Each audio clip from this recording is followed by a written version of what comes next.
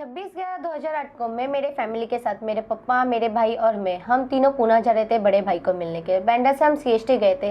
CST में 12 number platform के सामने बैठे। उतने में मेरा भाई बोला मुझे टॉयलेट आया। पापा बोले तो टॉयलेट जाके आ जा, फिर हम टिकट निकाल के जाएंगे। जैसे ही वो टॉयलेट को गया, गोली फायरिंग और बॉम्ब स्पॉट हुआ। हम भागने की कोशिश की तो कसाब की गोली आके मेरे राइट पैर में लगी। मैं गिर गई, बेहोश हो गई। पर बेहोश होने के पहले मैंने उस आतंकवादी को देख लिया जो अंधाधुंध गोली फायरिंग कर रहा था। कसाब बुटका सरी का था, उसके हाथ में एक बड़ी सी बंदूक थी। कई लोगों को उसने गोली मारा था। किसी के हाथ में गोली लगी, किसी के पैर में, किसी के सर पर। वहां लाशों गिर रही थी। मुझे समझ में नहीं आ रहा था आखिर वहां हो क्या रहा है। मुझे एक शख्स की आंखें गोली लगती जिसके हाथ में बड़ी बंदूक है, बुटका सरी का है, और मैं बेहोश हो गई। उसके बाद मुझे सेंट जॉर्ज हॉस्पिटल लेके गए। सेंट जॉर्ज में मैंने देखा कितने पेशेंट थे। कई लोगों का डॉक्टर ऐसे ऑपरेशन कर रहे थे, किसी को बेहोश नहीं कर रहे थे। मैं वो देख के डर गई, घबरा गई। वहाँ मेरा ऑपरेशन नहीं हुआ। वहाँ से मुझे जेजे हॉस्पिटल लेके गए। जेजे हॉस्पिटल में करीबन मैं 1.5 महीना एडमिट रही। मेरे पैर का 6 ऑपरेशन किया गया। मेरे पैर से गोली निकाला गया। 26 तारीख को मुझे गोली लगी थी। 26 नवंबर को 27 नवंबर से मेरे पैर से गोली बाहर निकाला गया।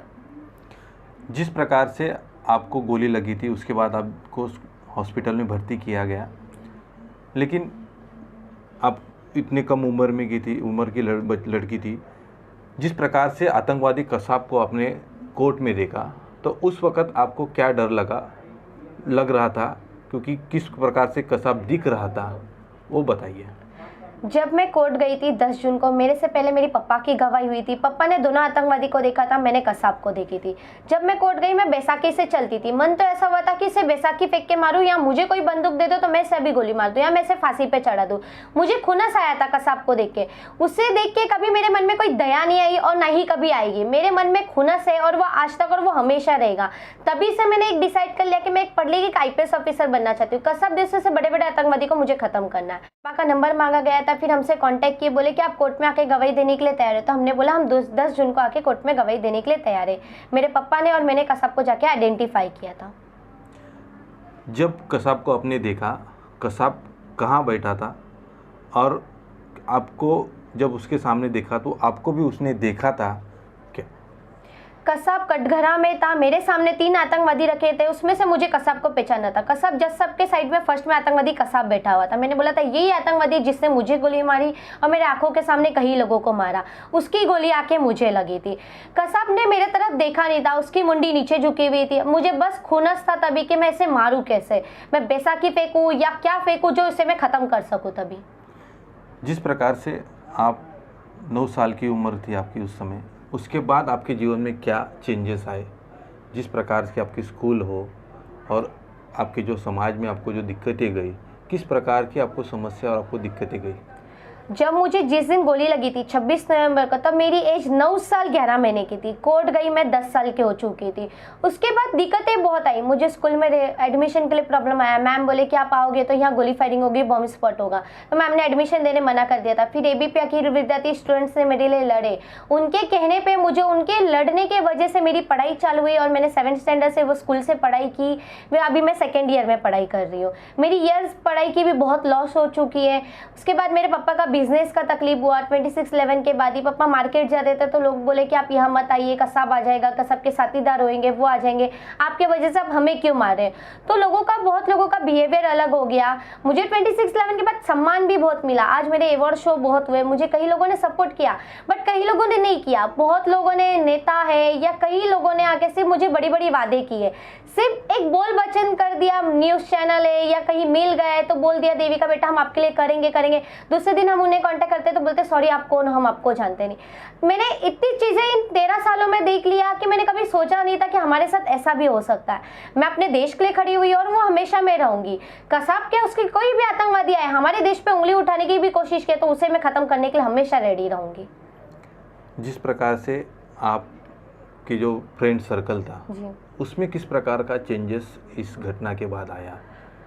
26/11 के बाद तो जब मुझे गोली लगी थी तब मैं विटनेस बन के आई थी। तो पहले मेरे कोई फ्रेंड नहीं बने थे। तब डरते थे बच्चे हमसे बात करने के लिए, क्योंकि उनके पेरेंट्स मना करते थे कि आप इनके पास जाओगे कोई आतंकवादी आएगा मारने के लिए।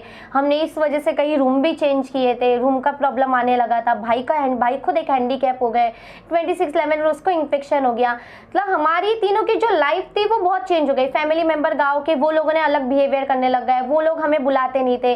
रिसेंटली कुछ सालों से वो हमें बुलाते बुलाते, इनवाइट करते। इसके पहले उनका बिहेवियर अलग था। बड़े भाई जो पुणे में रहते वो खुद एक कुछ टाइम के लिए हमसे दूर हो चुके थे। इस चीज़ों में बहुत सारी हमने ऐसे ऐसे फेस किया जो कभी सोचा नहीं था। टेररिज्म के वहाँ से हमें धमकी भी आई, बहुत सारी चीज़ें हमने देखी इस टाइम पे। और उसके बाद अब फ्रेंड्स बने हुए, बट पहले की बात बहुत अलग थी। अब तो लोग बातें करते हैं, पर कोई कोई लोग अब भी डरते हैं। ये जो हादसा हुआ था उसके बाद आपको आपने बताया कि जिस प्रकार से आपके जो संबंधी थे, आपके फ्रेंड्स अगर आपसे दूर हुए थे, जी। उसके बाद भी आपको कोई इस प्रकार से कोई धमकी आती रही है?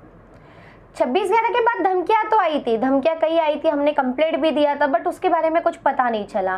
फ्रेंड सर्कल का, जब मैं बच्ची थी तब छोटी थी, मुझे ये सब का चीज़ें का नहीं पड़ी थी। मेरे माइंड में तब एक ही चीज़ें चलती थी कि मैं एक ऑफिसर बनूं और टेररिज्म खत्म करूं।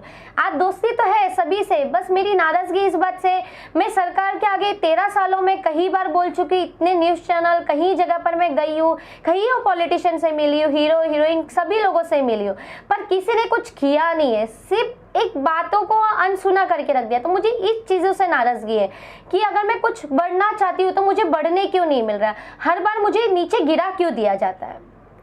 क्या नाराज़गी आपको सरकार से? आपकी सरकार ने कौन सी मांग है जो पूरी नहीं की? सरकार से मेरी नाराज़गी यही है कि मुझे रहने का घर बोला गया था, वो मुझे मिला नहीं गया। जब कलेक्टर ऑफिस से 2 लोग हमारे घर आए थे, उन्होंने हमसे सिग्नेचर वगैरह लेके गए थे, उन्होंने बोला आपके घर के आपके नाम पे घर अलर्ट हो चुका है, बट वो घर अभी तक हमें मिला नहीं गया। ये बातों पे मेरी पढ़ाई लिखाई के लिए बोले थे हम आपको सपोर्ट करेंगे, पर किया नहीं है, सिर्फ बोल बचन हुई है। हर नेताओं ने, कितने लोगों ने, ये लॉकडाउन में सिर्फ पहले कोई हो गया इंसान जो हमारे घर पर आए पॉलिटिशियन से, जो जिशान भाई आए थे, उन्होंने मेरी लॉकडाउन में हेल्प की थी। इस लॉकडाउन में भी बहुत लोगों ने सिर्फ हमें बोला था करेंगे, वो भी नहीं कर पाए। अब मेरा घर भी पास हुआ है, कोर्ट में हमने केस किया था, हाई कोर्ट से एक्सेप्ट हुआ है, बट उस कोर्ट में भी अभी कुछ रिप्लाई आया नहीं है। वो उस बात को भी 1 साल ऊपर हो चुका है, वो बात भी कहाँ दब चुकी है, क्या हुआ है, कुछ समझ में नहीं आ रहा है। आपको पंतप्रधान नरेंद्र मोदी से भी मिलने की आपने जी। बात की। इंटरव्यू के पहले तो आपने कहा था मुझे पंतप्रधान मोदी से भी मिलना है। क्या इरादे हैं आपके पंतप्रधान नरेंद्र मोदी से मिलने के?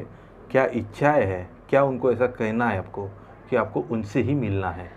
पीएम सर से मैं मिलना चाहती हूँ, कुछ बातें मैं उनसे मिलके ही कहना चाहती हूँ जो मैं न्यूज़ चैनल या कहीं पर किसी को नहीं बोलना चाहती हूँ, वो मैं डायरेक्टली उनसे मिलके कहूँगी। और मेरी बातें ये भी है कि मेरी एक रहने की घर की व्यवस्था किया जाना चाहिए और मेरी पढ़ाई लिखाई में मुझे सपोर्ट किया जाना चाहिए, क्योंकि आज मेरे पापा का बिजनेस बंद है, मेरे भाई खुद एक हैंडीकैप है और मेरी पढ़ाई चालू है। कब कभी तो मेरा ऐसा लगता है कि मैं पढ़ाई वढ़ाई छोड़ के सिर्फ एक काम करने लग जाऊँ, पर मैं ये सोचती कि मुझे एक ऑफिसर बनना है, पर मुझे जहाँ से इतनी जगहों से सपोर्ट नहीं मिलती, तो आज घर कैसे चलाएंगे हम। मेरे पापा खुद एक एजेड हो चुके हैं, उन्हें तो हम काम पे नहीं भेज सकते। ये तो नहीं बोल सकते कि आप जाके कमाइए, हम घर बैठ के खाएंगे। तो हमारे संस्कार तो ये तो हमें नहीं सिखाए। अब देविका आगे क्या बनना चाहती है और इस चीज़ों को किस प्रकार से सरकार और लोगों के सामने आप जो आपके साथ जो बीता है, किस प्रकार से उसको देखते हैं और किस प्रकार से उसको आगे रखना चाहेंगे? मैं तो एक ही ऑफिसर ही बनना चाहती हूँ, आईपीएस ऑफिसर का मेरा ड्रीम है और वो मैं करके करना ही चाहती हूँ, बस मुझे सपोर्ट मिलना चाहिए। देविका वही है जो अपने देश के लिए खड़ी होती है और वो हमेशा खड़ी होगी, चाहे मुझे कितनी भी प्रॉब्लम आए, चाहे कुछ भी हो, मैं अपने देश के लिए हूँ और वो हमेशा रहूँगी। जिस प्रकार से 26/11 का हमला हुआ था, उसमें जिस प्रकार से डटकर देविका ने कोर्ट के सामने अजमल कसाब को पहचानने के बाद उसको फांसी की सज़ा सुनाई गई थी। इसी प्रकार से देश के लिए कुछ करने के लिए आगे आने वाले दिनों में उसे आईपीएस ऑफिसर बनना है।